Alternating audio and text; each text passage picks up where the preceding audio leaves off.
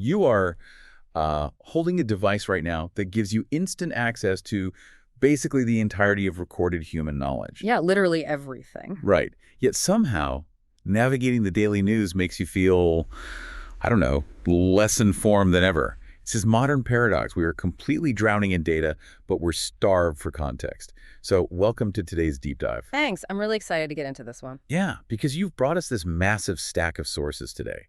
Specifically, it's this really dense, sweeping edition of a newsletter called The Sunday Blender. And this is from June 7th, 2026. It's a fantastic issue. It covers so much ground. It really does. And our mission today isn't just to, summarize these stories. We want to cut through all the noise, uncover the underlying mechanics, and figure out how things like shifting global wealth, quantum technology, and even raw human survival are all kind of colliding. Because they are all connected, even if it doesn't look like it on the surface. Exactly.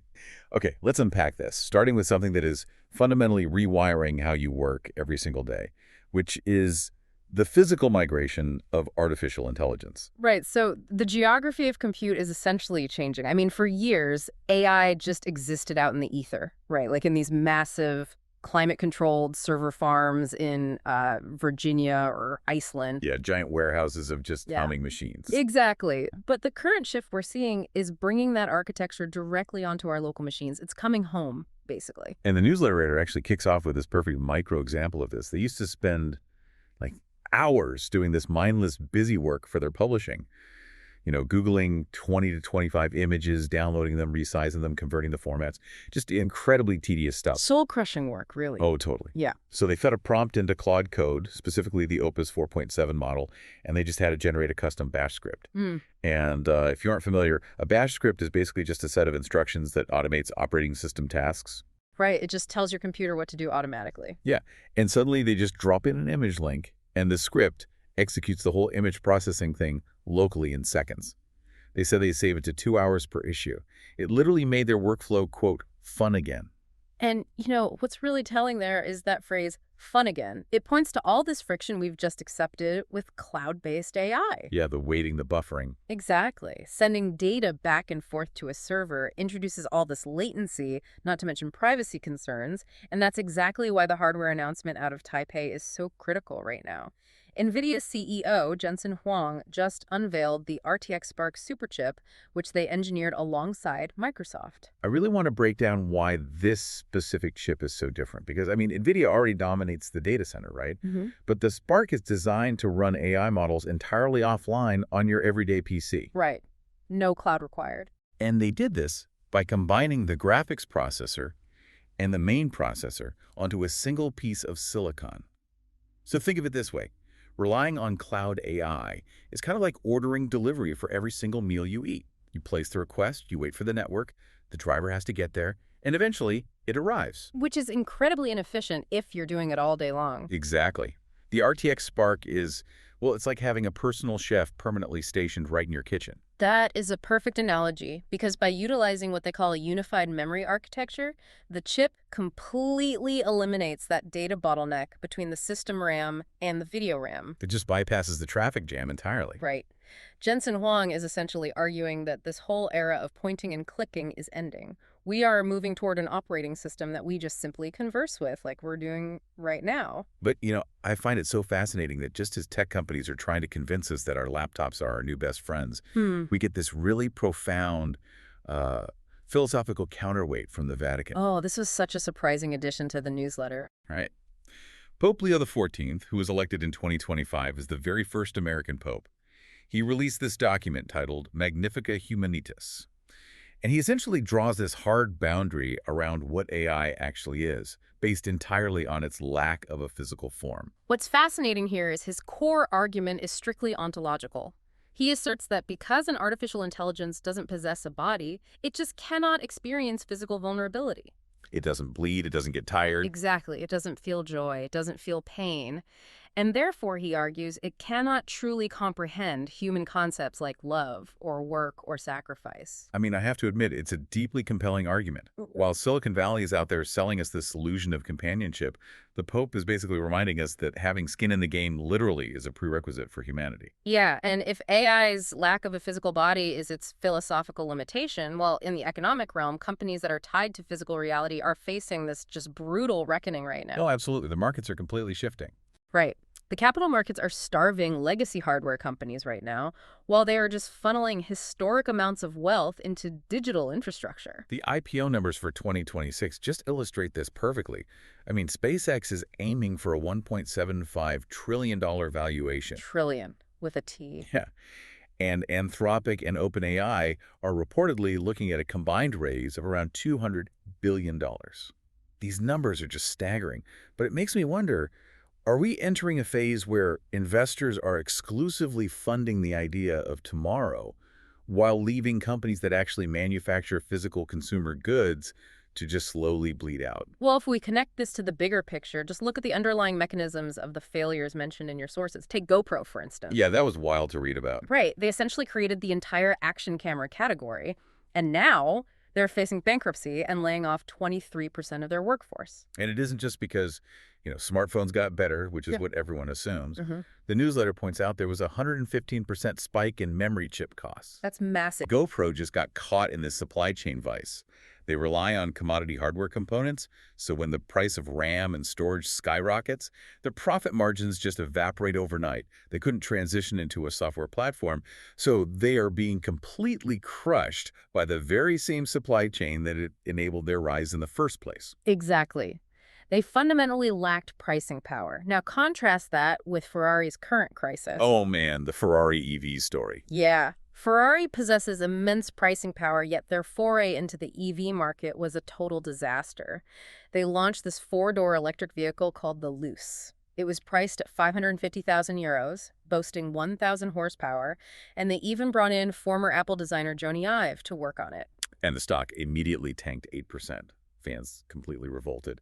But, I mean, surely Ferrari had to adapt, right? If they don't pivot to electric, emissions regulations will eventually just regulate them right out of existence. You'd think so, but the pushback from the market wasn't really about the technology itself. It was about brand equity. The feeling of the car. Right. A Ferrari is an emotional purchase. The value proposition is the acoustics of a combustion engine, the mechanical feedback, the Italian heritage. Not just a battery on wheels. Exactly. A 1,000 horsepower EV is technically impressive, sure. But fundamentally, an electric motor is a silent appliance. They completely alienated their base by trying to solve a hardware problem with a tech industry mindset. Which makes the success of Quantinuum's recent NASDAQ debut so incredibly intriguing. They raised $1.68 billion, and they are building actual physical quantum computers. Which is mind-boggling technology. It is. Unlike classical computers that process in binary, just ones and zeros, quantum systems use qubits. These can exist in multiple states simultaneously, which allows them to evaluate complex problems in parallel rather than just sequentially. It's a total paradigm shift. Yeah. But the founder, Ilyas Khan, he is not your typical Silicon Valley prodigy at all. Not even close. His background is almost the antithesis of the standard tech narrative. He's the grandson of immigrants. He grew up in the old mill towns of England, spent a large portion of his career as a banker in Hong Kong, and he actually owned his hometown football club, Accrington Stanley. It's such a wild resume. And Khan's path from a Hong Kong bank to quantum computing perfectly mirrors the macroeconomic shift that's highlighted in the next section of the newsletter. The wealth migration. Right. For generations, Switzerland was the undisputed fortress of global wealth. Everyone knows about Swiss bank accounts. But according to the Boston Consulting Group, Hong Kong just officially eclipsed Switzerland. They are now managing $2.94 trillion in cross-border wealth, fueled heavily by mainland Chinese capital and a huge surge in Asian IPOs. The geopolitical moats that basically dictated finance for a century have completely eroded. And we're seeing this exact same erosion in cultural borders, too. Influence is just no longer tethered to geography. The cultural crossovers happening right now are wild. Look at Steph Curry. At 38 years old, an American basketball icon leaves Under Armour to sign a 10-year, $400 million contract with the Chinese brand Li-Ning. Unprecedented. Totally. Yeah. Or look at Victor Lai, this 21-year-old Canadian badminton player. He travels to Jakarta, faces the local hero, and world number 5, John Christie, right in front of a notoriously hostile Indonesian crowd, and he takes the Super 1000 title. Historically, sports endorsements and victories really reinforced domestic cultural dominance.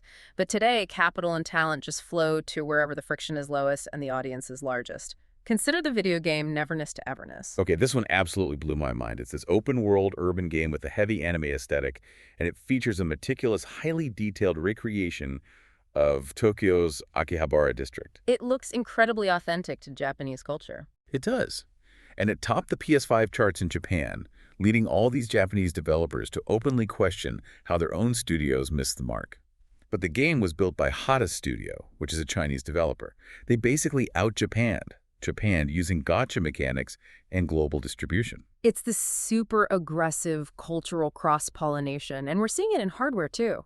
Jensen Huang, the Nvidia CEO we discussed earlier, he was recently in Seoul and gifted an exclusive one-of-one RTX 5090 graphics processing unit to Faker. And for those who don't follow esports, Faker is basically the Michael Jordan of League of Legends.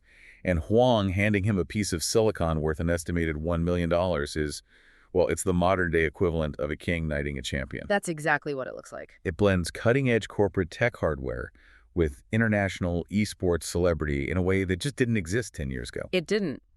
However, when you accelerate cultural blending to this kind of velocity and you rely on algorithms to bridge the gaps, the underlying lack of human context becomes glaringly obvious. Oh, man. Which brings us to the absolute funniest story in the newsletter. Here's where it gets really interesting. Adidas launched a premium jacket in China. I love this story. It's so good. So the original English copy suggested the jacket was perfect to pair with jeans for errands around town, just a normal marketing line. But whoever ran the localization relied on a machine translation. Big mistake. Huge. The algorithm completely stripped the casual urban context and translated errands around town into an outdated rural slang phrase that means something closer to heading into the city to handle important business. It creates this absurd juxtaposition because an algorithm translated the literal words perfectly, but it completely failed to translate the social status. Right, the marketing copy inadvertently made a premium global sportswear buyer sound like a rural farmer putting on his Sunday best to go negotiate a tractor loan. It's hilarious. It went incredibly viral on Chinese social media. But instead of issuing a PR apology, Adidas actually leaned into the translation failure.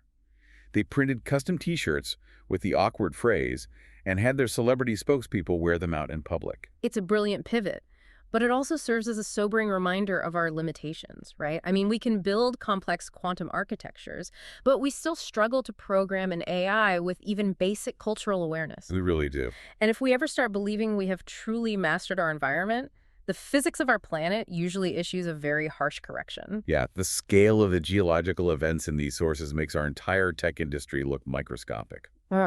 Let's talk about August 2025. Warming temperatures caused the South Sawyer Glacier in Alaska to retreat. Right, the ice melted back. And without the ice anchoring the mountainside, 64 million cubic meters of rock just sheared off and collapsed directly into the Tracy Arm Fjord. To understand the physics here, you have to realize this wasn't a seismic tsunami caused by an earthquake shifting the ocean floor. This was a displacement wave. It's basically the equivalent of dropping a massive boulder into a very narrow bathtub. And the sheer force of that rockfall triggered a wave that surged 481 meters up the opposite slope. That's unbelievable. That is taller than the Empire State Building. It was the second largest tsunami ever recorded. Fortunately, the area was isolated and no one was killed. But climatologists are warning that as permafrost thaws, these mega tsunamis will increase in frequency.